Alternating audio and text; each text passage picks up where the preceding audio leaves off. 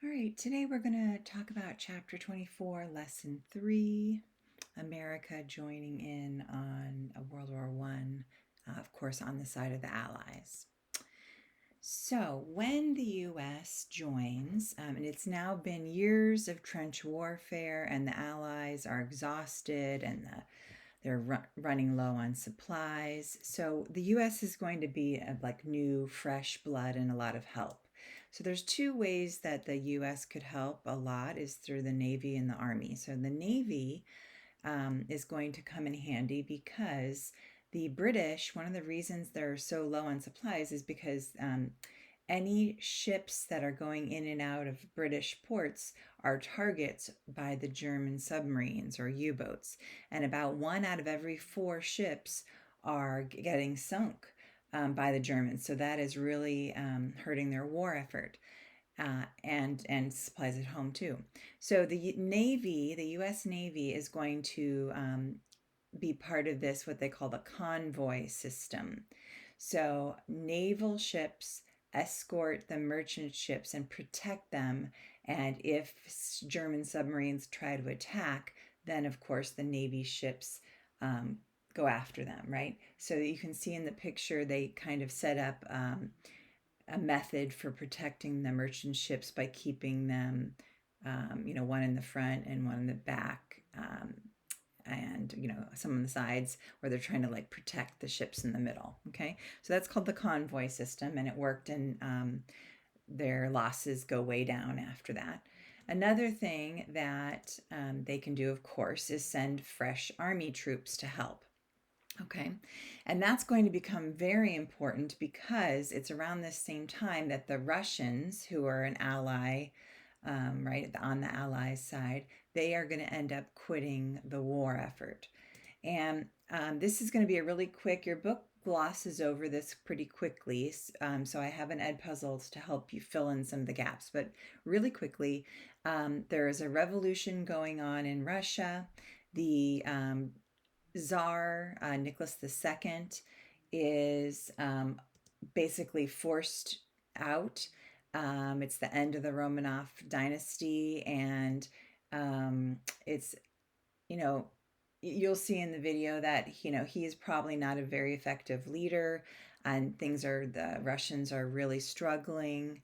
And so he is forced out, and a provisional government is set up, but that government is also weak. The people are starving. There's riots. There's lack of fuel, and so there's a lot of problems, and they can't really control it either. So this provisional government is then overthrown by a group called the Bolsheviks. And the Bolsheviks were actually a socialist group, and they were led by this man Lenin, Vladimir Lenin. He actually was a Marxist, and then took those Marxist ideas and made them some of his own. And he was not a nice guy either. The idea was the Bolsheviks overthrew the government by promising the people that peace, land, and bread, meaning they're going to, get out of the war. They're going to give the land to the people, so it's not the rich that are controlling things, and they're going to get bread, right? Make sure people have enough to eat. So there's something called the October Revolution, and they are able to overthrow. And then they eventually are going to, unfortunately, fight amongst themselves after that. And there's a civil war for power. And in the long story short, they end up decide the side that wins was setting up a communist government. And the whole point of communism was against capitalism and give the land to the peasants, and the factories would be controlled by the workers. And it was supposed to be, like a true democracy that the people have control. It does not quite work out that way. Lenin ends up being a very autocratic ruler and uses a lot of violence. Um, and you'll see in the video there's a lot of death and terrible things that happen under his rule too. Um, so this is the beginning of when the Russian is now, it's called the USSR or the Soviet Union. Okay, that's a very simplified version. Also in the video, you'll see Nicholas II was killed, him and his entire family, by the Bolsheviks. I know some of you know the story of Anastasia, and yes, that was her family, and they were all killed, and so that'll be mentioned in the video. Okay, so that's a very quick version of a lot of Russian history. So they leave. They want to quit the war, the Russians. So they make a treaty with the Germans to get themselves out of the war. The treaty is called the Treaty of Brest-Litovsk, and it is a loss for them. They're so desperate to get out and deal with their own internal problems that they sign it and say, fine, we'll give up a bunch of territory right on the border with Germany, and just so we can, go home and try to deal with our own problems. Okay, so they leave the war effort. So the U.S. coming in to help is going to be helpful for the Allies. The problem, of course, for the Allies now is, now that the Germans do not have to fight the Russians on what was called the Eastern Front, now they can move all those troops and supplies and effort all on the Western Front, right? Like with France. So that's going to be a big problem, right? And they're going to have that advantage. Okay. All right, so the U.S. comes in. It was called the American Expeditionary Force that was sent to Europe to fight under the control of General Pershing. The American soldiers somehow got the nickname of Doughboys.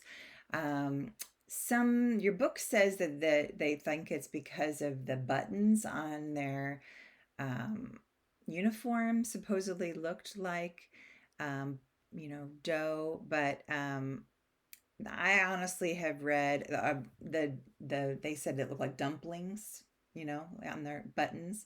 I actually read some other explanations that say it has nothing to do with the uniform, that the idea came from back when they were fighting with Mexico. Remember, Pershing was going in trying to get Pancho Villa, and so remember, he was going all the way around in Mexico, and that they say some historians think that the people had mentioned that they were covered in this white adobe dust, and that the foot soldiers were called dobies,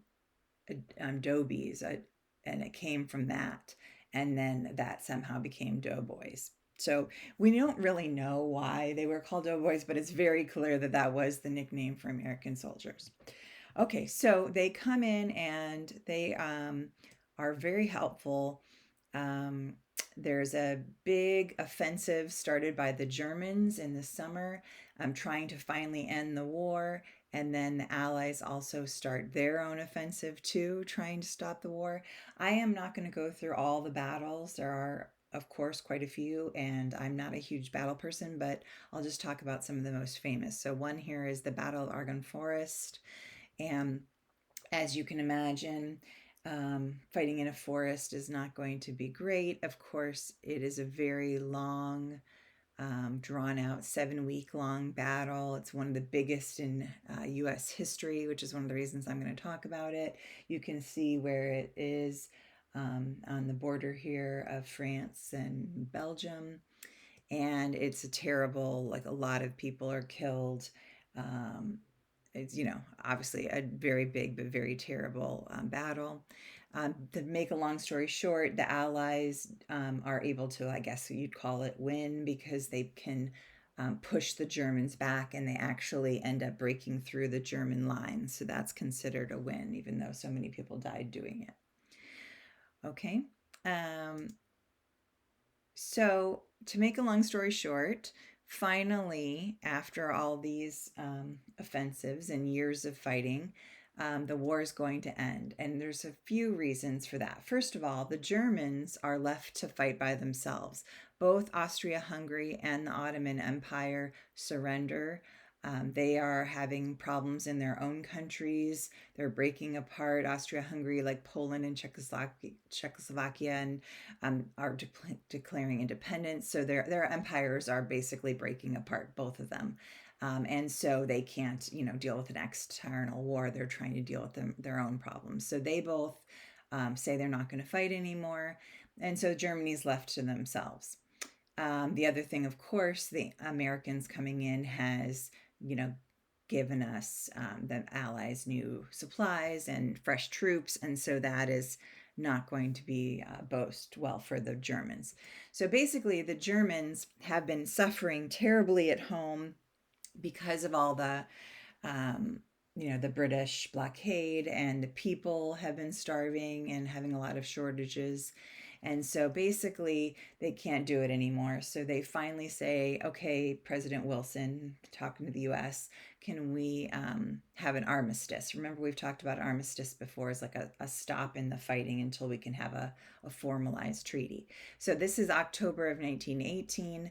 And before, Wilson basically says, fine, we can do it, but you have to follow these conditions. You have to accept my plan for peace and promise not to fight anymore. You have to leave Belgium and France with all of your troops, and I will deal with only non-military government leaders while I make, this treaty. And of course, the two major leaders of Germany during this whole war has been military leaders. So that's basically saying, yeah, you're not, allowed to be the leader anymore.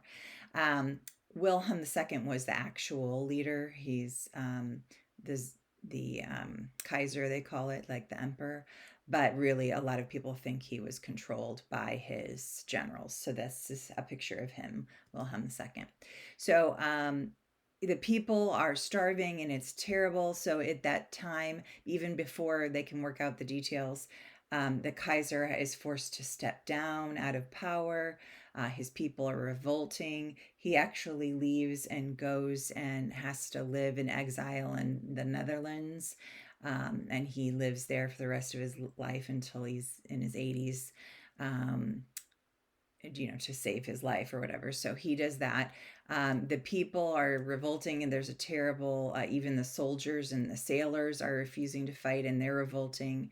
And so it's a mess in Germany. So basically, the new government who kind of takes over after the emperor steps down does make an agreement with Wilson, the new republic, and they finally stop fighting. So this armistice is set on November 11th. So it's kind of famous, the saying that it started on the 11th hour, like 11 p.m. on the 11th day on the 11th month, right? Because November is the 11th month. Okay, so it's like a little, famous saying. And so they do agree to withdraw all their troops. It's said that they have to withdraw them west of the Rhine River. So I put this picture here so you could see kind of what that means, that they're pushed back, not only just out of France and Belgium, but they have to go back past the Rhine River. So there's actually, in that yellow there, it's called the occupation zone, or the Rhineland, the land around the Rhine. Basically, there are going to be French and American and Belgian troops in that kind of like no man's zone of like it's occupied by them, and gives like a little bit of a buffer for the French and the Belgians to feel like safe, that the Germans are not right on their border. And so they're pushed back. And we will talk more about that Rhineland a little bit later. Okay, and so the war is over, and I showed you this too, because the other part was that the second part was that the naval fleet of Germans has to move out to the Baltic Sea too. So not only do they have to move their military out, but their army, right? They have to move their navy, so it's no longer along the coast of France and the British, and there was all the things that they had been bombing and submarines, right? So they want him far away, like go all the way back to the Baltic Sea, like over by Russia, almost like away from us, right? So that's why they picked the Baltic Sea. So I put this map so you could see kind of where that was.